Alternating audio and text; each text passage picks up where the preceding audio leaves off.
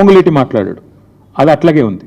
So ఇది కూడా అదే కోవలో కలిపేసి కాంగ్రెస్ బీజేపీ ఒకరినొకరు కాపాడుకుంటూ పనిచేస్తారా, లేదా నిజంగానే ఇన్వెస్టిగేషన్ ఆర్డర్ చేసి కాదు మేము నిజాయితీగా ఉన్నాం, కాంగ్రెస్ ప్రభుత్వం చేసిన ఈ ఆర్థిక దోపిడీ విషయంలో మేము సీరియస్గా ఉన్నామని రుజువు చేసుకుంటారా?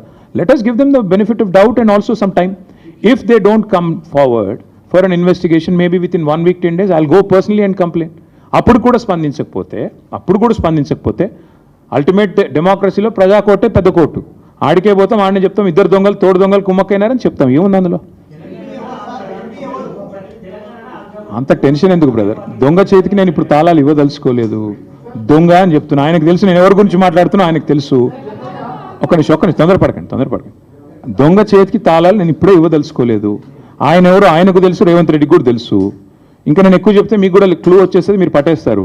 మీరు చాలా తెలివైన వాళ్ళు ముందే.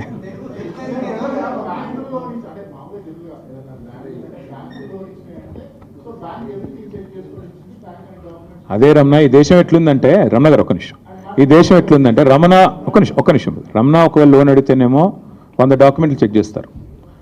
అదే ఒక పెద్దవాడు ఆర్థిక సంపన్నుడు లేదా బాగా కనెక్టెడ్ ఉన్నవాడు అడిగితేనో నిమిషాల మీద నీకు అసలు ల్యాండ్ ఉందా లేదా కూడా చూడకుండా ఇస్తారు. ఇవాళ జరిగింది ఇక్కడ అదే.